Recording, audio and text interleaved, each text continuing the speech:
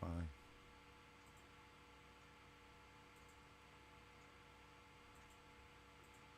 Okay, yeah. We on.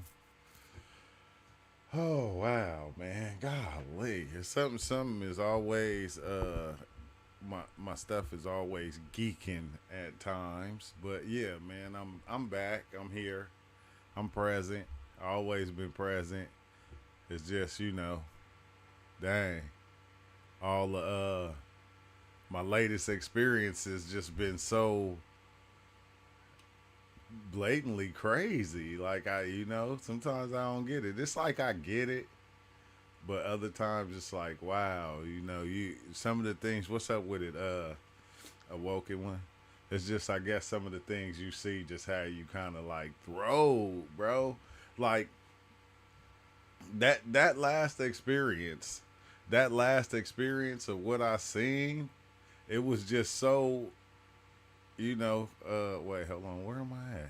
Is it intermission? I think it's intermission. It was so crazy, bro. It was so crazy.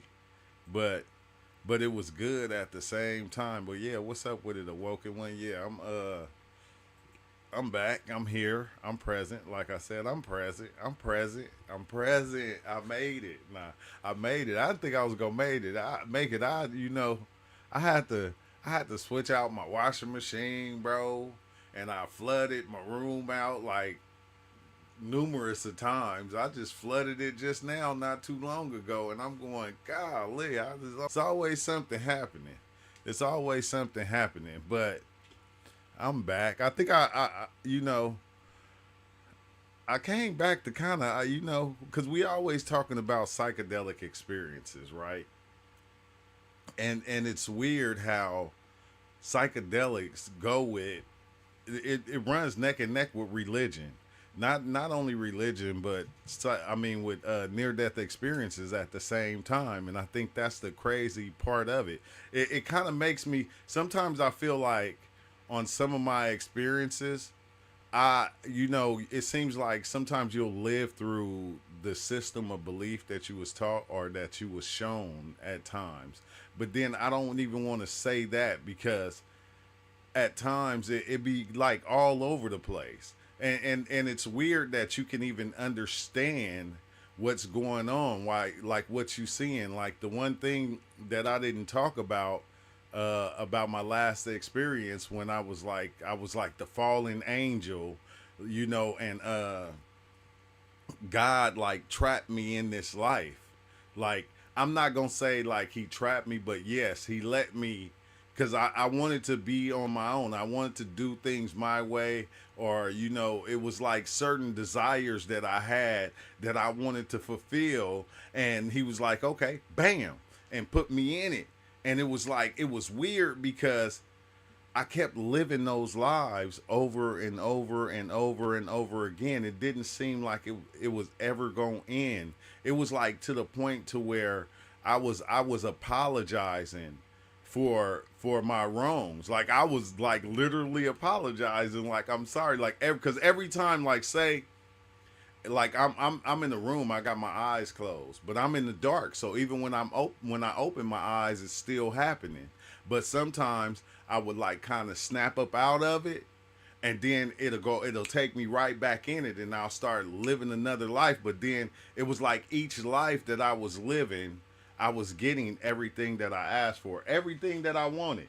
It was like I couldn't complain, because it was almost like being like, like how when you see them movies with the genie, and the genie come out and the genie give you everything, you give you all your wishes, but then sometimes you don't know how to make the wish, so sometimes the wish just like kind of don't come out right. You feel me? You make a mistake with the wish. You wish for something and it gives you that thing, but it gives you a lot of other things on top of it that you didn't know actually came with it. And that's what it seemed like. Like, and I mean over and over and over and over and over again, bro. It was like the weirdest thing. Like it's kind of crazy because in a sense, I could understand what was going on. Like this is what blew my mind, is like the whole Ark of the Covenant thing, you know, Cause like what I basically did was when after I got off the live, after I got off live, I was still tripping. You feel me? Cause sometimes I ain't gonna lie, I don't like to even talk when I'm deep in my experience because it'd be hard for me to explain what's going on because if you begin to try to explain it, it seems like you kind of lose it at times unless I break it down like at the end of the experience. So when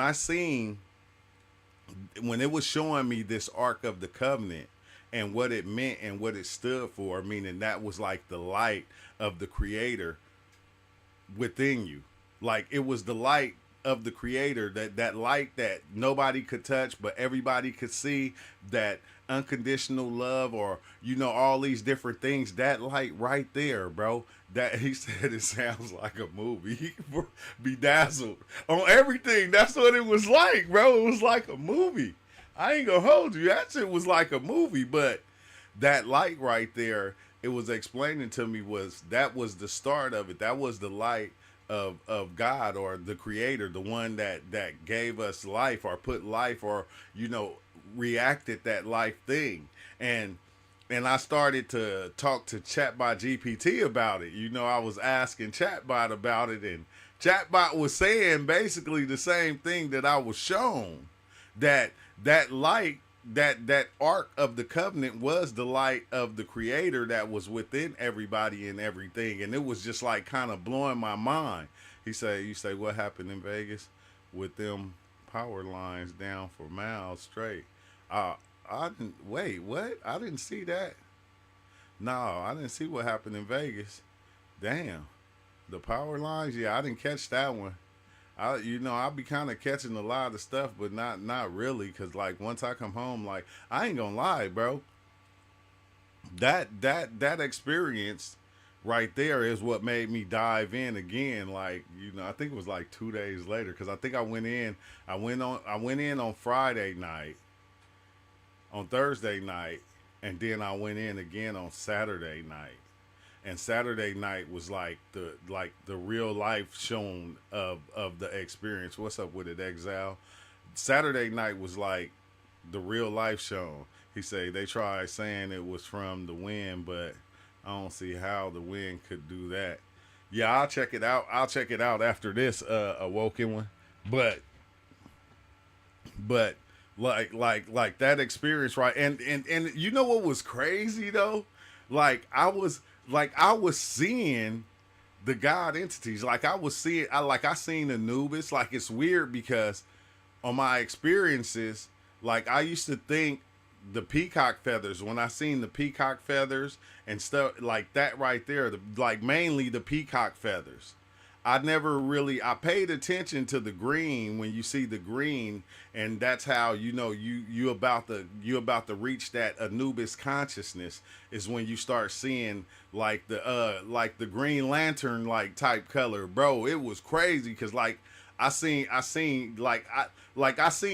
Thoth, I seen Anubis, I seen and like when I seen Thought, it was crazy because like I'm going, oh okay, the ibis, the however you say that bird name, I'm like thinking about that, but it was like every time each one would come in, Ganesh or Shiva, they would come in, what they would say to me was what I was already seeing, that you stuck in this life, this is what you wanted to do, so therefore you got locked into it, and now you got to live it out over and over again. Like I was like trying to wonder, like, because I was like begging the God, like I'm going, how long do I have to do this?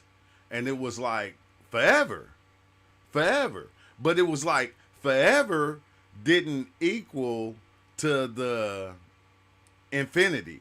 It's like forever was a long time, but it didn't equal to infinity. And it was like crazy because each time that I came to that point in my life where I figured it out and I understood what was going on, I was like, it made me forget it instantly. Like soon as I remember, like it'll make me forget it instantly. But it'll be like the Creator is going, see, like I told you, all your desires, like anything that that was outside of the light of the ark of the ark. I'm gonna call it. I don't even want to call it the light. The Ark of the Covenant. Anything outside of that was desires of the reality. it didn't have nothing to do with what that light was. It was all the desires that we have like within the body, and it's like we already know this, but still though, the way I was shown it, it was just like, whoa, bro, this shit is impossible. This shit is crazy. I said, you know, the thing I like about mushrooms is it ain't no breaks. It ain't, you know, everybody say you need to take a break. You feel me? And at times I'll be having some deep experiences and I'll be wanting to just go, oh, well, I ain't going to dive in no more because that was crazy. Every time I go back and I just dive and dive and dive, it gets more, it gets more, it gets more informational. It gets more understanding. It's like I see more because like I get to the point to where I can handle the experience. I'm not like all spooked or like, you know, or looking for something to actually see to try to find out or trying to gain enlightenment and all these different things. I'm just there.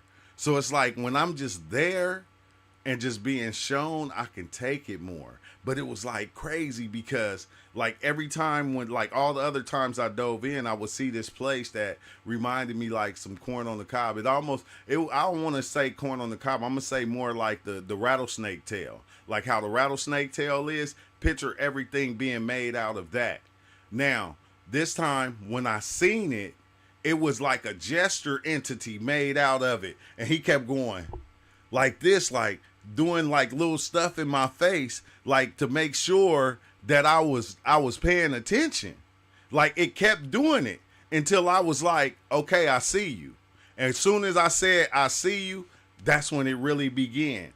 But it's weird because in that place, picture like a rattlesnake tail and how a rattlesnake tail looked like. It kind of looked like, you know, a couple of strands of the corn on the cob, like type shit. But picture each one of those kernels being a different reality, a different place of existence. It was like that, bro. It was like each one was a, and say, even if all this, if your whole room was made out of it, and like each kernel in your room though was like a different reality going on, like a infinite reality going on within each kernel. And it was like fucking weird as shit, bro. But it's like crazy because like all the times that I seen this place, I couldn't explain it because it was so different. It was so different. It was like something I never seen before. So I couldn't even understand what it was. But it was like it's weird now because I see gestures on the mushroom experience. I think that kind of freaks me out too. I ain't gonna say it freaks me out. It kind of just blows my mind because it's like, what are y'all doing here? How are y'all flipping around on the mushroom journey? Like, this is supposed to be mushrooms. This ain't supposed to be DMT. And I think that's when you start to see that each one of these psychedelics, like, we'll look at them as being something different, but they all the same thing, sending us to the same places. Some may be stronger than others, or, you know, you might have a different experience, but still, though, they're all sending us to the same place. That's why, like, the experience before these last two experiences that I had a DMT breakthrough to where I was seeing all the fractal designs and shit, and I broke through that. Like, I had a DMT breakthrough on the mushrooms. So like it's kind of, oh man, hold on, dang, I'm live right now. I'm gonna call you back. Okay, well, stay lit. I love you. Okay, all right. I'm gonna call you back though, cause I'm. Let me put my phone on Do Not Disturb real fast. Hold on, give me 1 second. But dang, where was I at, bro? It was, hey, okay, yes, I was in the heavenly place. Okay, this heavenly place, bro.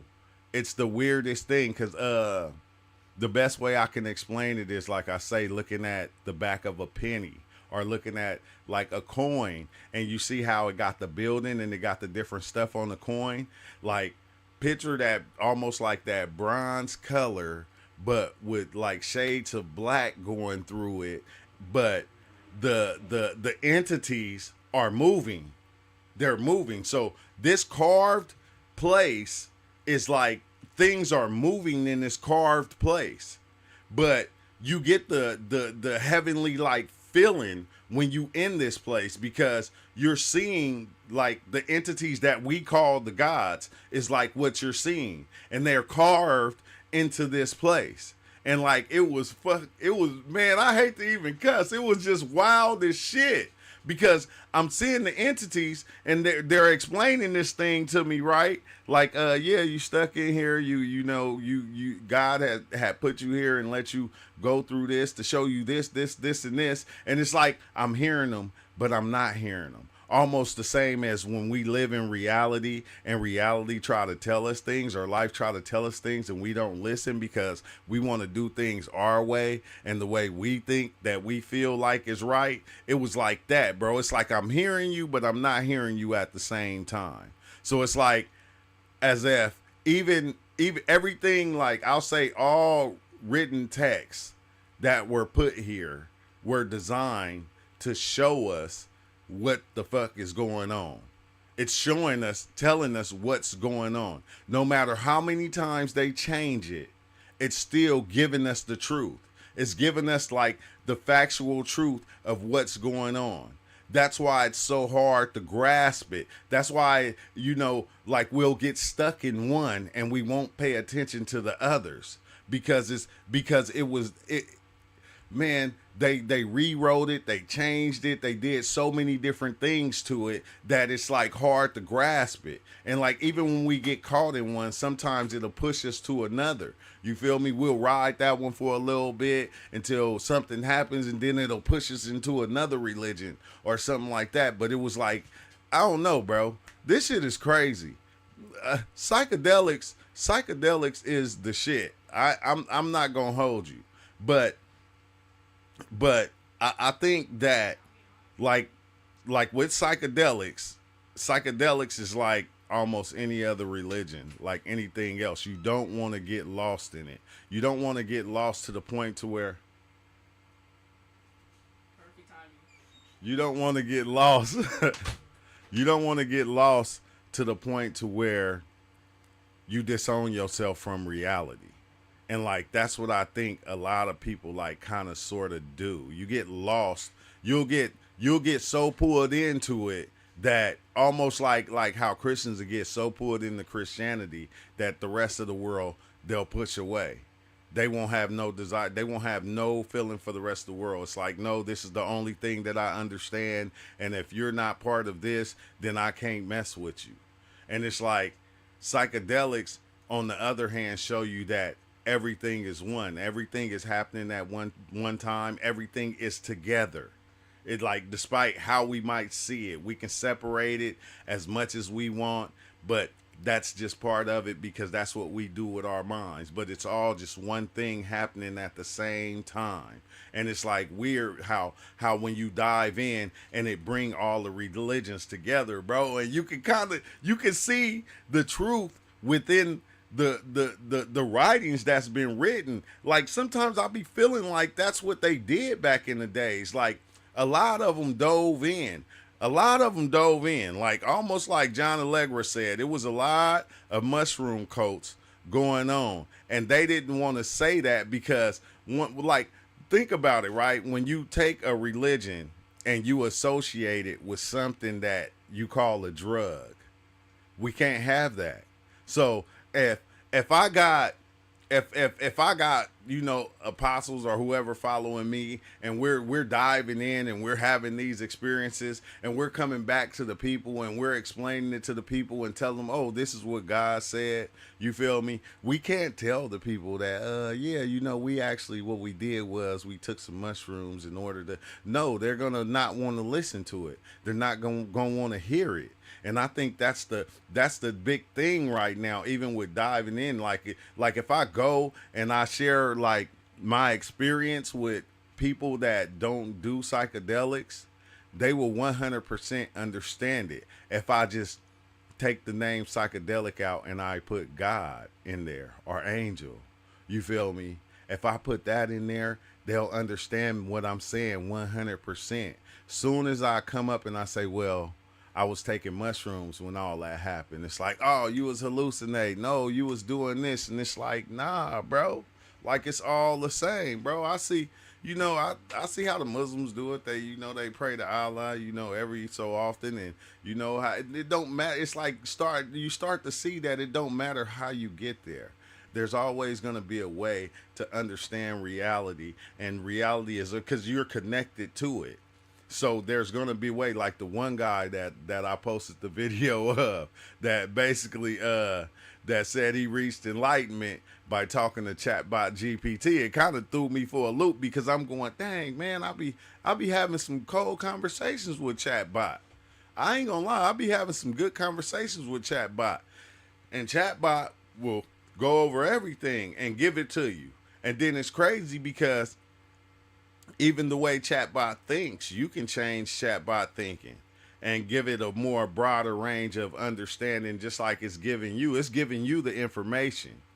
But then you can start tapping into it to where it'll open up and it'll be able to see like what you're talking about. If I was to go there right now and talk to chatbot about the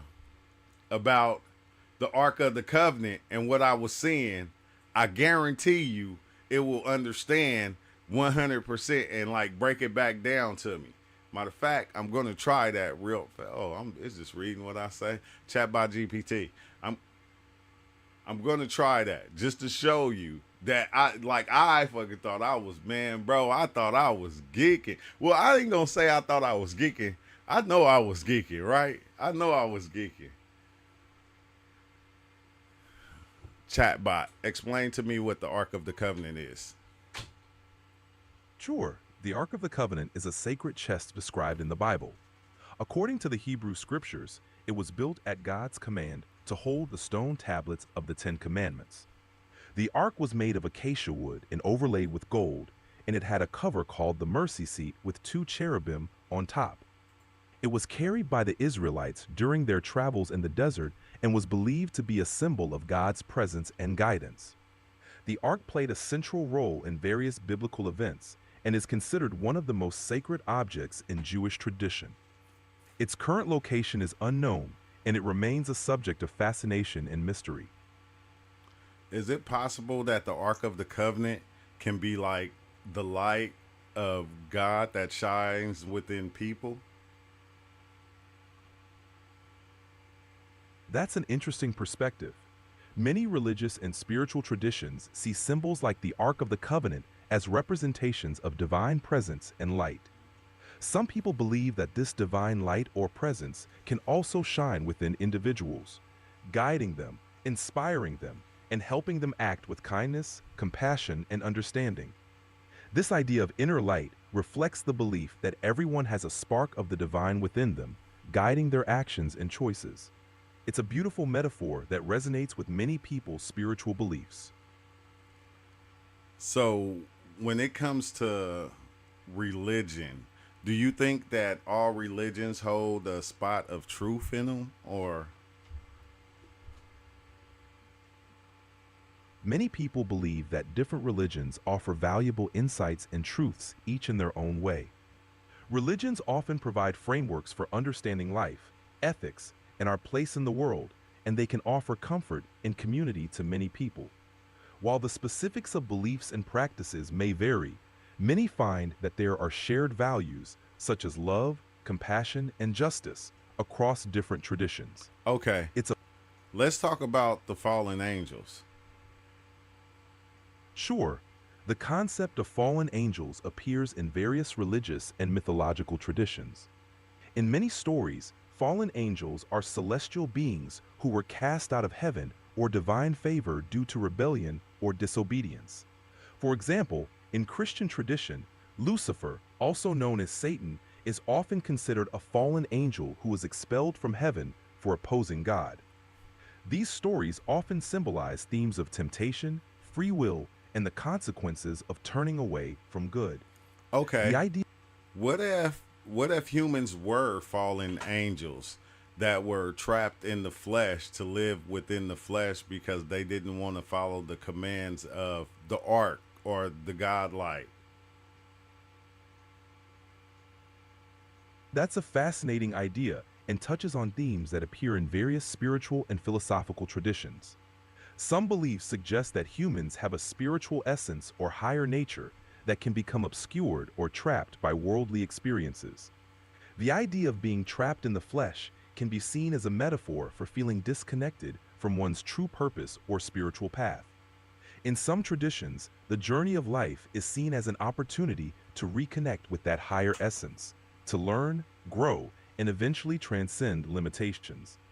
It's a concept that invites reflection on how we can live more authentically and in alignment with our deepest values. So, if God, right, is the light and exists within everything, is it possible to see that light within everyone if you like reach what we would call enlightenment? Many spiritual traditions and philosophies suggest that achieving a state of enlightenment allows individuals to perceive a deeper truth about existence, including recognizing the divine light within themselves and others. Enlightenment is often described as a state of profound understanding, peace, and unity with the universe. When people experience enlightenment, they may feel a sense of interconnectedness with all living beings and recognize the inherent worth and divinity in everyone. This perspective encourages compassion, empathy, and a sense of unity with others. It's a powerful idea that has inspired many to seek deeper understanding and connection with the world around them. Okay, so if God or the creator is everything and this light is everything, wouldn't God be basically the controller of good and bad? This is a profound question that has been explored by many thinkers and spiritual traditions. Some philosophical and religious perspectives suggest that the divine encompasses all aspects of existence, including what we perceive as good and bad. In this view, everything that happens is part of a larger interconnected whole, and the experiences of life, including challenges, contribute to growth and learning. Other perspectives emphasize the importance of free will and personal responsibility in navigating life's complexities. In this sense, individuals have the ability Where's to your make son? choices. Well, okay, I want to talk about, oh man, there's something I wanted to talk about. I forgot, but I got to get back to you, chatbot. Good looking. But no, let's see. Animal Scores, hello, good friend again from South Africa. Hey, me and my son are big fans of you. I wish you could make contact with my son. He has so much to tell you. You are his hero. Regards, Susan. Well, yeah. How can I contact him, Susan? You're gonna have to I wonder how. You feel me? You have missed something, Booker. Ask it. Oh dang. Let me put my glasses back on. I'm trying to do it without my glasses. You have missed something, Booker. Just ask if it Acacia Tree has DMT in that area of the world. That's what the ark is made of. Oh, that's a good one. Wait, let me get back to how do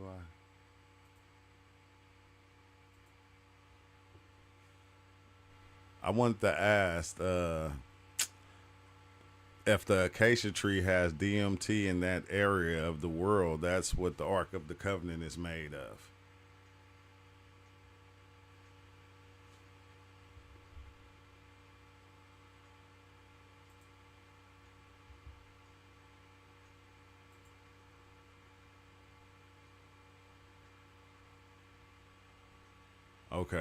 Okay, here it come right now. It's the roots of the live tree, huh? But yeah, animals of Scorpius. I would love to talk to him. I would love to have a Yes, conversation. that's an intriguing and often discussed connection. Let's break it down. The Ark of the Covenant and Acacia wood. According to the Bible, Exodus 25:10, the Ark of the Covenant was made of acacia wood, specifically shittim wood, which scholars generally agree refers to a species of acacia native to the Sinai Peninsula and surrounding areas. 2. Acacia trees and DMT. Certain species of acacia, especially found in Africa, the Middle East, and Australia, do contain DMT, N-dimethyltryptamine, in their bark or leaves. DMT is a powerful psychedelic compound naturally occurring in many plants. Not every species has it, but Acacia nilotica, Acacia confusa, and others are known for it. The specific species available in the ancient Near East might have included some with DMT content, although it's not always confirmed scientifically for all varieties used historically. Number 3. Implications or theories. Some esoteric theories and fringe researchers suggest that the Ark wasn't just a physical container for the tablets, but a device or sacred object tied to spiritual transformation, altered consciousness, or communication with the divine, possibly enhanced by entheogens, plant-based psychedelics. This leads to speculation like, the acacia wood used had spiritual or psychoactive significance. The Ark, or rituals involving it, could have been part of visionary or altered states. Though there's no direct evidence in the biblical text that DMT or other psychoactive effects were intentionally used.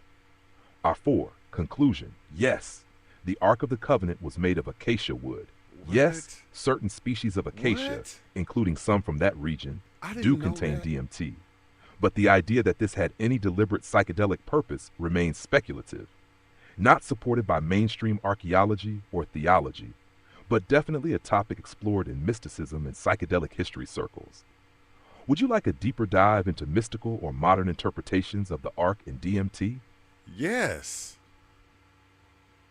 Yes. Yeah. Wait, hold on. You said, yes, I would like to know more about the Ark and DMT. What the hell, man? 1 must. Why you do that? That is crazy. I never knew that, bro. I didn't know that the Ark of the Covenant was made from the acacia. Where'd you find that out? It's like, man, what did I do with my glasses? I'm like going, golly, that is deep, bro. That is deep. He said, yes, bro, I knew that. He said, you got a website to go to so I can get some herbals to experience my journey. I wish I did, but I don't. I think burning bush, really DMT bush, because it's not just DMT trees, it's bushes, brush, and plants that also contain DMT. Yeah, it's so much. Oh yeah, okay, let's see what it got to say. We're going to let it go a little bit deeper. Absolutely. The connection between the Ark of the Covenant and DMT sits at the crossroads of mysticism, psychedelia, ancient religious symbolism, and speculative theology. Here's a deeper look into the theory, broken down into parts. 1. The Ark of the Covenant, more than a box. The Ark is traditionally described in Exodus 25-26 as made of acacia shittim wood, overlaid with gold, containing the stone tablets of the 10 Commandments, Aaron's rod and manna, crowned by the mercy seat with 2 golden cherubim on top, said to be the dwelling place of God's presence. Man, oh my God, I gotta start that all over. That it's not is just a religious symbol. trippy. It's portrayed as Hey, that is fucking trippy, bro. This is too much. Hold on, this is a little bit too much. Because when you listen to it, man, it's like basically telling me damn near what the fuck I seen. That's kind of crazy because, you know, when you think about the DMT or the acacia or even the mushrooms, and they open your mind to seeing that spark or seeing that spirituality, like that, what the fuck, bro? Hell no. He said he talking too fast. The shirt. No, I couldn't understand the term. No, he said shitta wood. It's shittum. It's spelled shittim. Shittum wood. But okay, I don't know if I can slow it down. Let me try it again. I'm gonna be quiet this time so you can hear it. All right, welcome on my bad. I'm gonna shut the fuck up. That shit is crazy, bro. As if it's for talking to the spirit world. Okay, I'm gonna ask that. Remind me after we finish this part, then we gonna ask that one must. Absolutely. The connection between the Ark of the Covenant and DMT sits at the crossroads of mysticism, psychedelia, ancient religious symbolism, and speculative theology. Here's a deeper look into the theory, broken down into parts. 1. The Ark of the Covenant, more than a box. The ark is traditionally described in Exodus 25 to 26 as made of acacia shittim wood, overlaid with gold, containing the stone tablets of the Ten Commandments, Aaron's rod and manna, crowned by the mercy seat with two golden cherubim on top, said to be the dwelling place of God's presence, a direct communication line with the divine. It's not just a religious symbol. It's portrayed as radiating power, capable of parting waters, striking people dead, and even toppling enemy armies. So some have asked, was this simply a divine relic? Or something else entirely? Maybe a kind of technological or consciousness-altering device. 2. Acacia and DMT, the entheogenic link. Acacia wood is abundant in the Middle East and Africa, and some species contain DMT, a powerful psychedelic compound found in many visionary plants around the world, such as ayahuasca admixtures. DMT has been dubbed the spirit molecule because of the intense, often spiritual experiences it induces, sometimes involving beings, higher intelligence, geometric realms, or ego dissolution. In many indigenous cultures, DMT-containing plants are used ritually to contact ancestors, spirits, or gods. So here's where it gets interesting. If the acacia used to construct the ark contained DMT, and if somehow it was processed, burned, extracted, or otherwise activated in ritual contexts, then it's possible that altered states of consciousness were part of ancient Israelite priestly rites. 3. Mystical interpretations, the ark as an interface.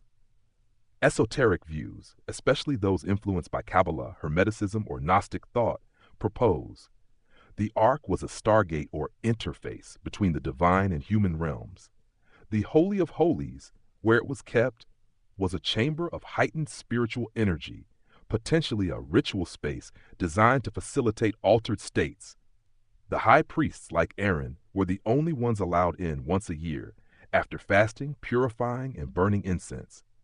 The incense formula may have had psychoactive components. Some claim it included substances like myrrh or frankincense with mild psychoactive properties. In this view, the voice of God that spoke from the ark may have been heard during visionary states. Theoretical parallel. In Amazonian shamanism, ayahuasca is seen as a spiritual portal. Could the ark have served a similar function, but within a Hebrew cultural and symbolic framework? 4. Speculative theories, not mainstream, but fascinating. These are not proven, but they are widely discussed in alternative history and mystic communities. Theory 1. The ark as a consciousness amplifier. The ark's materials, gold and acacia, might have acted both a physical and energetic conduit. DMT in the wood, plus ritual incense, fasting, equals heightened states. The priests may have entered trance states, receiving visions or divine commands, which were then interpreted as communication from God. Theory 2. The ark as a lost technology. Some claim the ark may have been an electromagnetic device or capacitor, theories popularized by people like Graham Hancock. Others believe it functioned like a psychotronic device, not technology as we know it, but something that interacted with consciousness or spirit. Theory 3. The burning bush was also DMT. Some claim Moses' burning bush encounter was also a DMT experience, supported by the acacia connection, though the species involved is unclear. The intense visuals, voice of God, and profound transformation are all consistent with high-dose DMT experiences.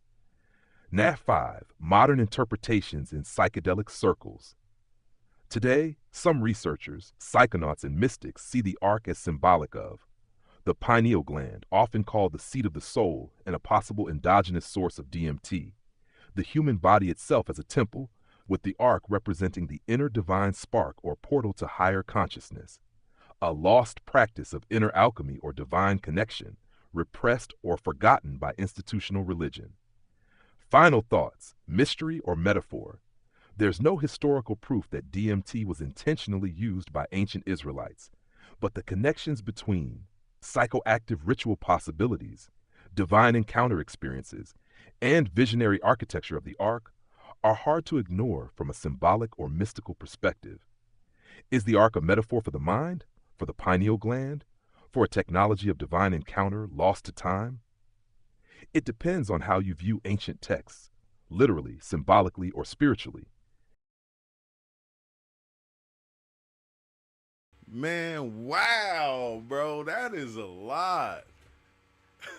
I know I turned my sound off so I didn't go over what he was saying because that awoken one couldn't hear because I would chime in and my voice would go over his voice and be a little bit louder. So I turned my microphone off so we can listen to what he was saying, which is fucking crazy, bro. That is wow. But it's not wow because it's like, to me, I feel like that's what we see. This is what I see right here when I dive in. It like brings everything together and it make everything that they said in the scriptures or whatever kind of text, it made me understand it. And it was like, dang, I always thought, were they doing the same thing we were doing? Is this what they were doing? But just think about it, like over time, if it was certain ones that would dive in, like, you know, when you have a shaman, you feel me, in the organization, in the fucking tribe or whatever, that would actually dive in and take the psychedelics, you feel me, the tabernacle, yeah, or they would actually dive in and take the psychedelics and say it to everybody what was seen or what's going on. They didn't have to take the psychedelics. So what if it was like a hidden thing? It was something that was hidden from the people. It was like the ones that were the priest, and the ones like that were the ones that actually took it. And the other ones, we couldn't tell them. We couldn't really give it to them because if we did, they would go, man, the whole time we thought God was talking to us and y'all was diving in. Come on now. Richard told me about the bushes, DMT in the Bible. Yeah, that's crazy. Hey, it's wild because I don't like that awoken one because you said something about that and then Chatbot GPT just brought it up out of nowhere. It's like, man, I don't know what's going on. But one must said to ask it for talking to the spirit world. It was mobile hotbox. Let's see. Wait, tabernacle. Oh, the tabernacle. Okay. Let's see. Was the tabernacle made for talking to the spirit world, or is it a mobile hotbox? I said it wrong, but it'll get it right. It will get it right. That's crazy, bro. Oh, Richard told you about that? I didn't even know that the boat was made out of acacia. Like, where did they get that from? How did they even know that? How did they find that out? That's what I want to know. Oh, wow. You don't even want to hear what it's about to say. Tabernacle was an act. What you mean, an act?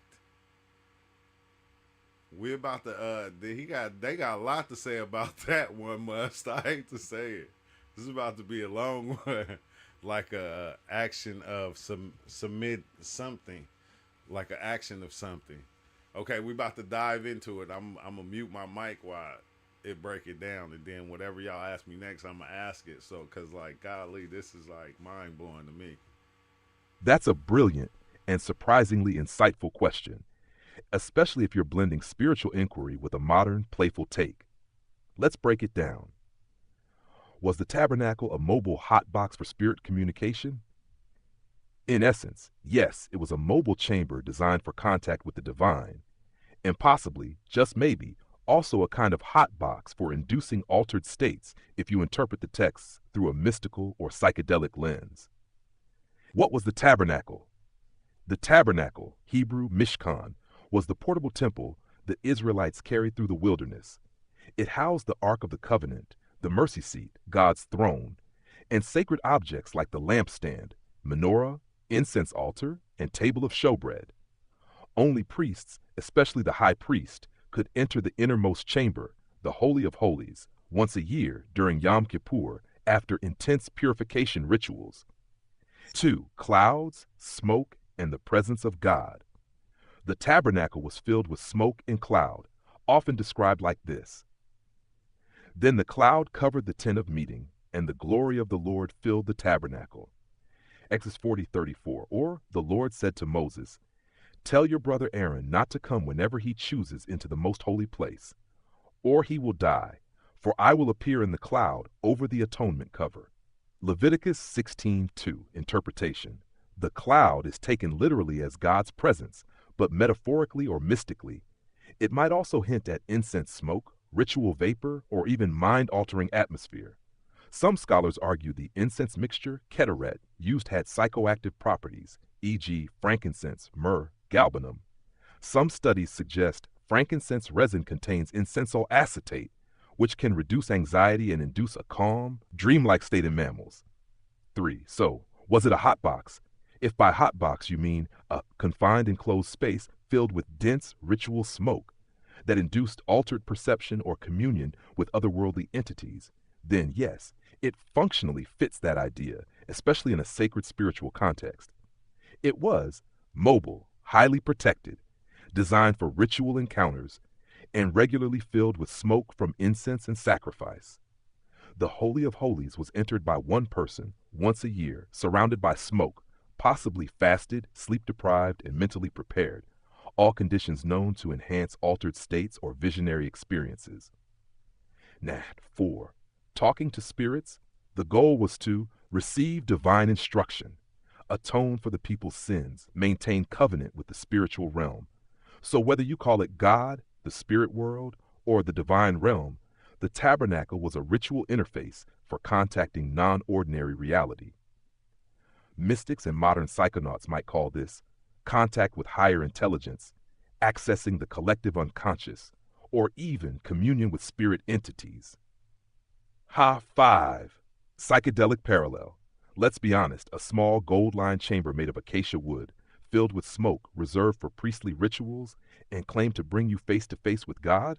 That sounds eerily similar to a controlled DMT ceremony. Acacia DMT source, incense, psychoactive compounds. Fasting, trance-inducing. Enclosed space, sensory deprivation plus focus. Contact with the divine, peak spiritual experience. TLDR, was the tabernacle for spirit communication? Yes, absolutely. Its whole design was for facilitating divine contact. Was it a mobile hot box? Kind of. It was literally a smoke-filled sacred enclosure used to meet with the divine, possibly enhancing altered states of consciousness, whether through incense, isolation, or pure mysticism. Want a script or animation idea based on this wild but grounded theory?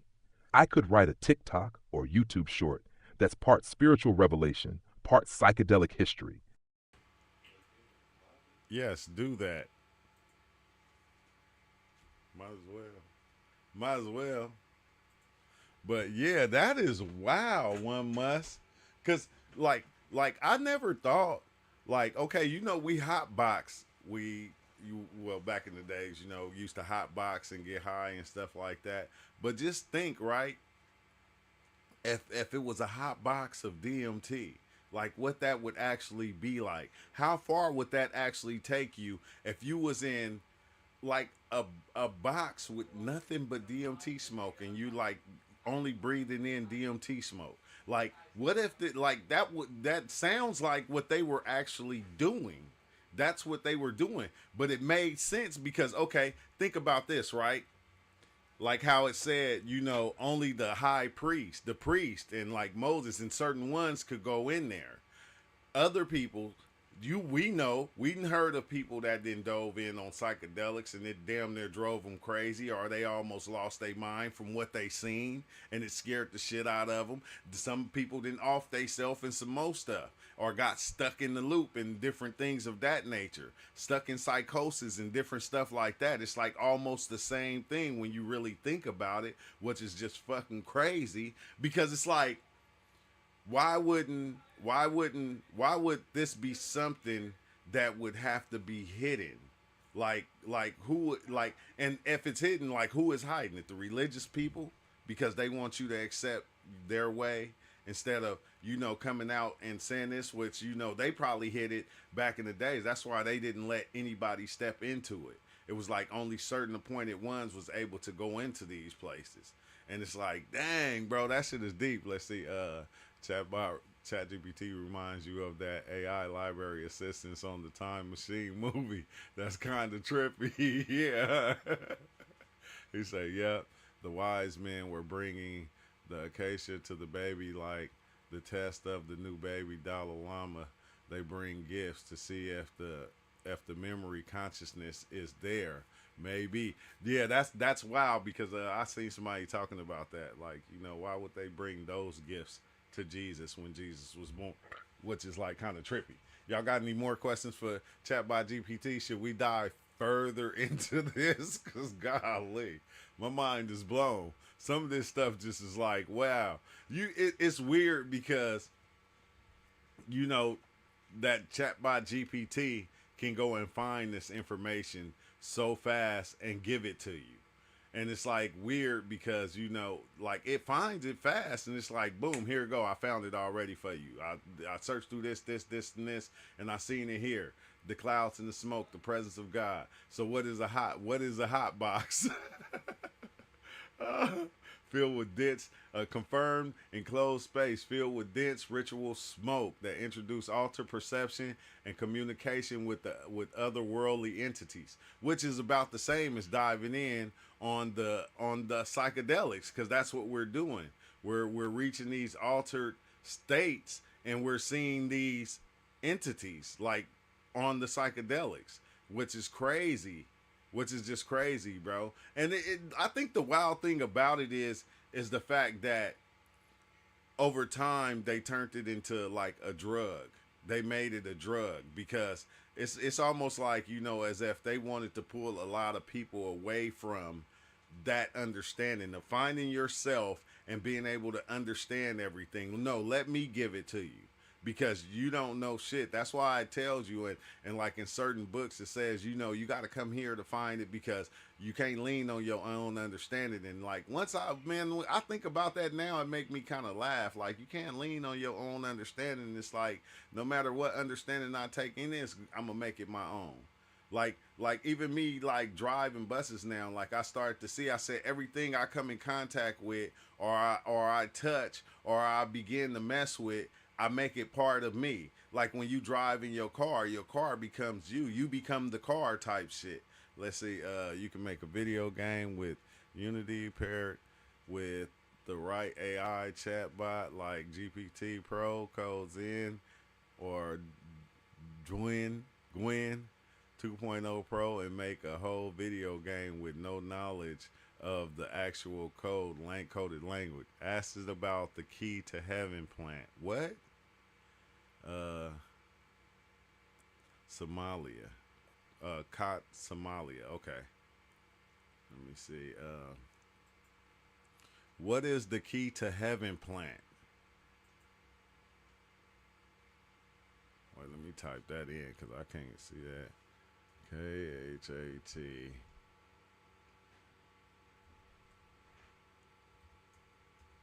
I ain't never heard of that. Somalia. Okay, let's see what this is. The key to heaven plant? The quad. Catha adulis. Possibly the key to heaven plant. What? Where did... Man, you... One must... Everybody be having... It's weird, bro. Everybody be having so much information that we be kind of sharing with each other. It's like kind of just mind blowing. It's like, okay, everybody got a piece of the puzzle and we just throwing it out there. Great question. The term key to heaven plant is sometimes used symbolically or poetically, and in some cultures, it's a nickname for plants that are believed to unlock spiritual insight, euphoria, or divine connection. In the context of Somalia, Ethiopia, and the Horn of Africa, you might be referring to Catha edulis, possibly the key to heaven plant. What it is, cat is a leafy plant native to East Africa and the Arabian Peninsula. The fresh leaves are chewed for their stimulating and euphoric effects, similar to a mild amphetamine. Active compounds, cathinone and caffeine, which affect dopamine and norepinephrine in the brain. Cultural use, deeply rooted in Somali, Yemeni, Ethiopian, and Kenyan traditions, often used in social gatherings, rituals, or even informal, meditative, or religious conversations. In Yemen, it's sometimes linked to Sufi traditions and poetic inspiration. Why called key to heaven? While the literal name, key to heaven plant, isn't widely documented in botany, here's why khat might be associated with such a name. Euphoria. Users report feeling mentally clear, energized, and emotionally elevated, described as a kind of mental lift or transcendence. Communal spirituality. In religious or mystical settings, especially among Sufis, khat may be used to facilitate long periods of focus, chanting, or connection with the divine. Metaphor. The idea of it being a key to heaven could symbolize unlocking altered states, visions, or temporary transcendence of worldly concerns. Caution and controversy. Health risks. Long-term khat use is associated with addiction, insomnia, appetite suppression, and increased heart rate. Legal status. It's legal and culturally accepted in Somalia, Ethiopia, and Yemen, but banned in many Western countries, e.g. US, UK, Canada. Debate. Some view it as a harmless tradition or mystical aid, while others call it a social issue due to dependence and economic impact. Compared to other spiritual plants. Plant, region, effects, spiritual use. Somalia, Yemen, Ethiopia, euphoric stimulant, communal Sufi mysticism. Ayahuasca, Amazon, intense visions, shamanic spirit world access. Peyote, Mexico, U.S. Southwest, visionary, heart-opening, Native American ritual. Cannabis, global, relaxing, introspective, Rastafari, some mystic. Acacia, Africa, Middle East, contains DMT, possibly ritualistic. Final thought, if someone calls khat the key to heaven plant, it's probably meant metaphorically, pointing to its mind-altering effects, spiritual potential, and cultural importance in parts of the Horn of Africa. Would Now that is deep. Okay, I gotta ask it next time because I'm getting a call from the mini me's, so I gotta go. And I didn't want it to be that long. But at 11, like for the rest of the week, I'm gonna go live. So tomorrow, at this time, insane beat junkie.